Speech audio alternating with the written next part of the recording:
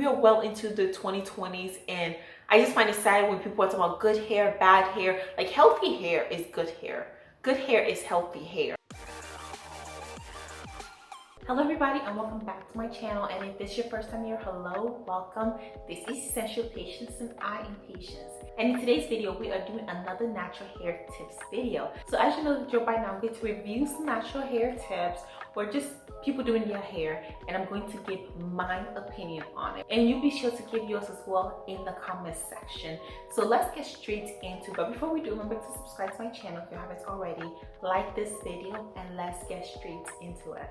So starting with the first video, it says this may be controversial, but I only trim my hair a couple of times per year. I don't worry about perfect even ends. And I agree with this to some extent. I still think that you need to make sure that you're just cutting off enough. You're growing on average 6 inches of hair per year. You want to make sure that you're keeping the length of your hair that you grow and not cutting off all of your progress.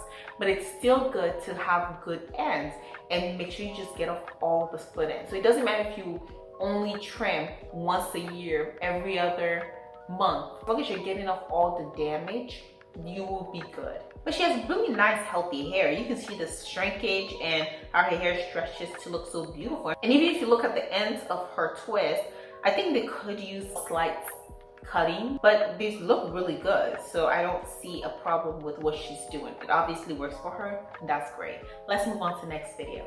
This is talking about if she had to grow her hair all over again, what she's going to do. And I think it's good to reflect on these supplements and then staying away from harsh chemicals, minimizing the use of heat. And I actually agree with all of this except for the first one. I'm not exactly sure. Let's look at the supplements she said she will take. So she's talking about biotin, probiotics, iron supplements. I think that it's important to go to your doctor and find out your health. Having a balanced diet and making sure you're exercising is one of the best things for you. However, that's not advice or things that you can 100% be sure of just being on the internet. So it's important that you go get your checkups from your doctor, ask them what you can take to make sure they're completely healthy. If you have a deficiency in something, I had an iron issue for years, and I've been trying to fix it for a while now, but I got really serious throughout the middle of 2023, and I'm in a much better place.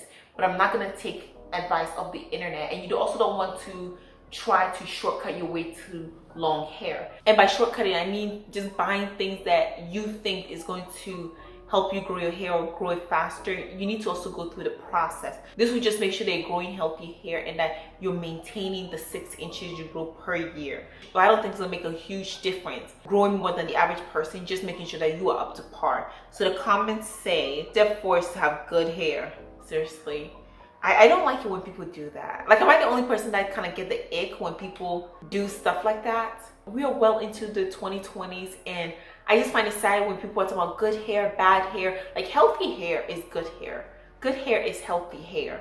And I don't understand why she thinks that everybody will grow this hair just because of genes. That's not how it works for a lot of people. Someone said, as soon as y'all see black people with long hair, y'all scream genetics, as if to disregard the hard work that they put into growing their hair. Shake my head. Genetics play a role, but it doesn't mean that it magically be long and healthy. Length, retention, and maintenance is also vital, and I couldn't agree more. Day-to-day and your routines are very important when it comes to growing hair. And then somebody responds, genetics all day. I don't know if they're trying to be sarcastic or they actually believe that. Somebody else responded, they do this to everyone. For some reason, nobody can grow long hair. And another response is, genetics is a big role in it. So it's just a lot of people talking about genetics in the comment section. And I feel like when people start bringing up genetics, it really dilutes the conversation, and we don't really go anywhere really with it. So let's move on to the next video. So in this video, my good friend Shy came in saying that her hair needed some tender loving care. So we're gonna get her right before she heads to go get her braids. She got a good wash and a good steam treatment. And my God, she got a lot of freaking hair. But we're gonna detangle this and section it to make it a lot easier so that this blow dry could be amazing. Look at all that damn hair, y'all. She's gonna come back soon for a well-needed trim, but let's get into these braids. First off, if you don't know, Shy is the boss of braids, so you know I had to make sure my braids look cute and whatnot. For someone whose fingers cramp up every time, I think I did a great job. But now she's prepped and off to get her box braids. I'm so glad to see it. It looks like she did a really good wash. The hair looks nice and fluffy and healthy. Good for her. I wish she had done a little bit of a trim, just to dust off the ends. I think that she could have really benefited from that. I don't understand why people would go blow out their hair though before they get box braids. I feel like a good stretch, heatless stretch, would do just as fine. Can somebody let me know? I've never had box braids before and I do want to get them in the future, but I don't know if I'll do that if I have to use heat on my hair to stretch it before I go. But I'm pretty sure you can just stretch your hair without heat and still have it done. If you know a reason why it's better to get your hair blow dried before going, let me know, just so that I would at least know and plan for it, because I do intend on getting box braids in 2024. But let's move on to the next video. It says, POV, you're using heat on your hair without heat protection. I love her content. This makes so much sense, as to basically saying you're burning off your hair if you're not using heat protectants on it. Be sure to use heat protectant. Do not leave it to chance, because you're likely to sustain some form of heat damage and it's not going to be great. Always use heat protectant if you're going to use heat on your hair, and you're going to get the same results, really. Like, I don't know why people be like, I don't want to use heat protectant. What difference does it make except for preventing damage? I don't think the hair will look any less nice or shiny. Just get some heat protectants and use it every time you want to use heat on your hair. Be extra cautious. Let's move on to the next video. This video says, if you don't want your hair to keep growing, don't try this. I'm gonna start by adding some olive oil and extra virgin coconut oil. Then I'll go in with a little bit of castor oil and some rosemary. Rosemary is very, very important when it comes to hair growth. After that, I'm going to add some cloves and then, of course, some black tea. This, if you're a Muslim, you know the benefits of black tea. So after that, I'm gonna add lemon and sweet orange essential oils for extra scent and nice aroma. Stir everything together, put it in a warm dark place. The longer it stays, the better. So after that, you're gonna strain and then your hair oil is ready. Trust me, if you use this for a month, you're going to see results, like sharp results. I hope you'll be trying this. Bye. okay, I've never tried this before. Actually, I do some DIY oils, so I'm definitely interested in seeing how this would go. It looks to be really good. I just have a problem with saying it's a hair growth oil. I personally don't know how it grows your hair, and it will be easier for me to accept it as a hair retention hair oil. But either way, if it works for her, I don't know how I feel about this though. Some people in the comment section says olive oil will stain your hair yellow/orange, and somebody responds saying that that's only on color treated hair. But I also like when people do their own stuff, because I think that's a good way to get creative in it, as long as you don't actually put food in your hair. Like, I'm good with this. So anything of like DIY and oils, but with this recipe, am I gonna try it? I don't think so. I already like the hair oil I use and the one I make, so I'll keep that. Who knows, maybe in the future, but currently I don't think so. Let's move on to the next video. The video says mini twists on natural hair protective styles for length retention. And as you can see, she did a lot. I don't do mine that tiny. She has a lot of voluminous hair. This is great, and I always talk about how it's important to find a protective style that works for you. Finding one that complements your day-to-day life and your hair retention journey. More importantly than hair growing, because your hair grows, is how much length you retain. And mini twists are really good protective styles, as well as mini braids. But finding the one that you like, the one that works for you. Okay, so let's see some of the comment section. It says, how long do you keep them in? For 3 months, retwisting in between. I definitely like this, and I definitely enjoy it, and I'm glad people continue to show protective styles and use protective styles that work for them. Let's move on to the next video.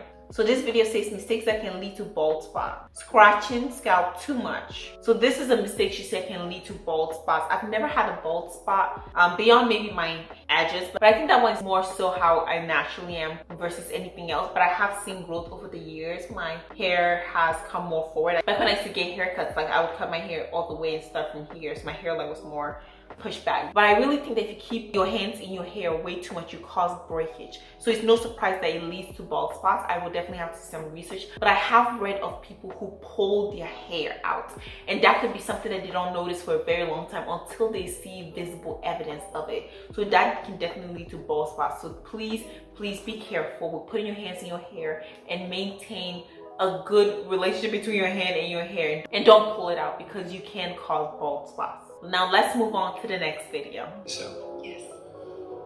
to me, is a declaration of power and of pride and of love and of identity. Just a huge fan of it.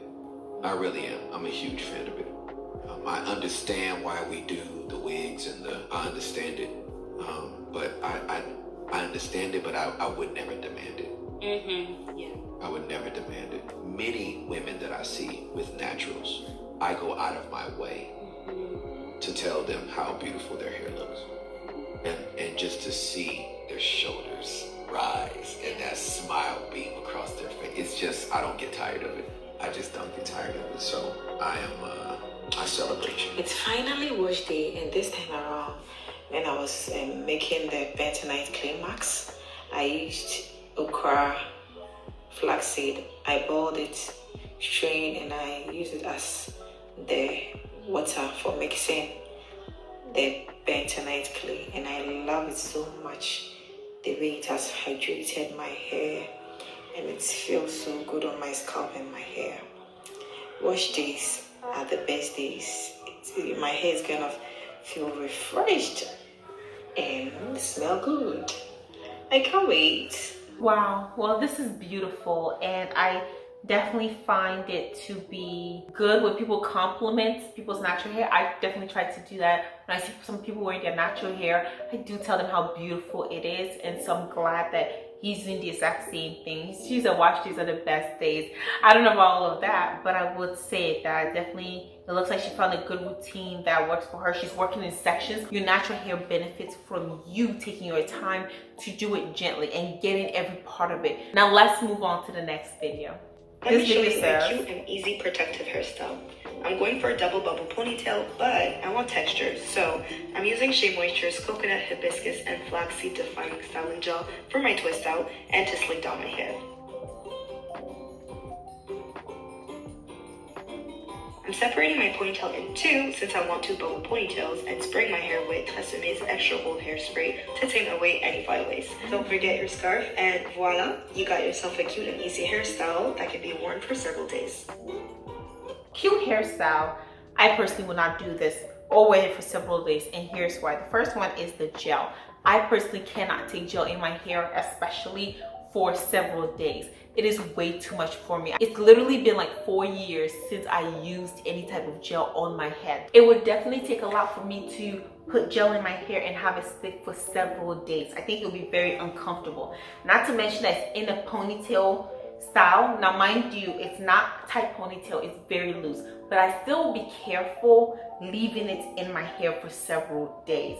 I don't think I can do that. I don't know if she'll take it out when she's about to go to bed, like take off the piece. That would make it a whole different thing, but considering she braided the other hair together, I would just be wary of leaving my hair in that state for however long it takes. That would just be a lot of heat feeling at the back of my head, and I don't think I will be able to keep it in for as long. Her hair looks beautiful and it's thick, and I don't know how long she's been doing this style, but it looks to not do any damage to her hair, so good for her. Now let's move on to the next video. So this video says, me embracing my natural hair journey with zero knowledge about hair care, and 6 years later, a head full of hair. Aw, healthy hair at that. Wow, that's beautiful. That is absolutely beautiful. Let me see the comment section. Somebody says 6 years. Woman, 6 years, congrats. It's stunning. And people calling her hair goals. Just a lot of beautiful comments. This is so true that she did very well. I don't know what point she started because I said I started 5.5 years ago, but I started with like half an inch of hair. So I definitely know that I've come a long way. She's come a long way, but I don't know where she started from. She started from bald, a few inches, maybe some transitioning. Either way, doesn't really matter because right now she has beautiful hair. The fact that she had zero knowledge, because I relate to this. When I started growing my hair, I had zero knowledge about a lot of hair products, a lot of hair routines. I remember one time I even like shampooed and did not condition my hair. There was still a lot of things that I had to learn specifically from online, and I'm so grateful to all that information that was out there in order for me to do better. And that's why I like to do these videos and even this channel, is to put information out there so that people would have information they can access to better their life, to better their hair journey. I am so grateful to be a part of the natural hair community. And this is just so beautiful, the fact that she was able to do this. A famous phrase talks about how you prioritize what you find to be important. And so if you find that hair growth and hair retention is something that you want to do, and you want to go on a natural hair journey or hair growth journey, be sure to do your research and to listen to all of my videos.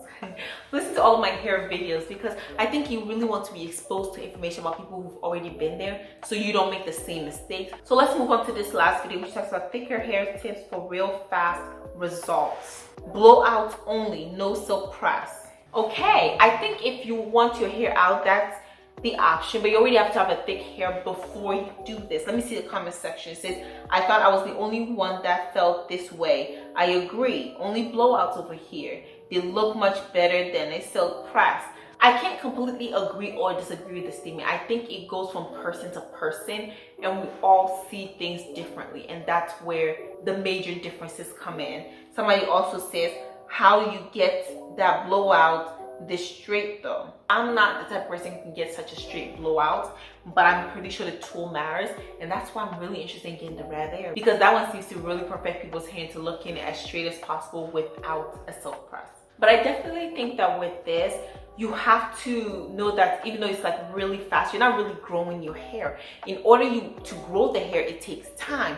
So for it to look fuller, it's going to take time. It's going to take trims. It's going to take a while before your hair grows thicker. I don't think that's what she meant. I think this one she was just talking about a tip for when you're about to blow dry. Instead of blow drying the whole thing and then still pressing it, which would take away some volume, it still benefits your hair to look thicker because it's not being sleeked back with heat. And so do I agree with that? Yes, I do. And with that, I'm bringing this video to an end. Thank you all so much. Like, comment, and subscribe to my channel if you haven't already. And ring the notification bell because I post 2 videos a week. Let me know in the comment section which of these do you agree with, which of these do you not agree with. What are your opinions and your natural hair tips? So thank you all so much again, and I'll see you in the next one.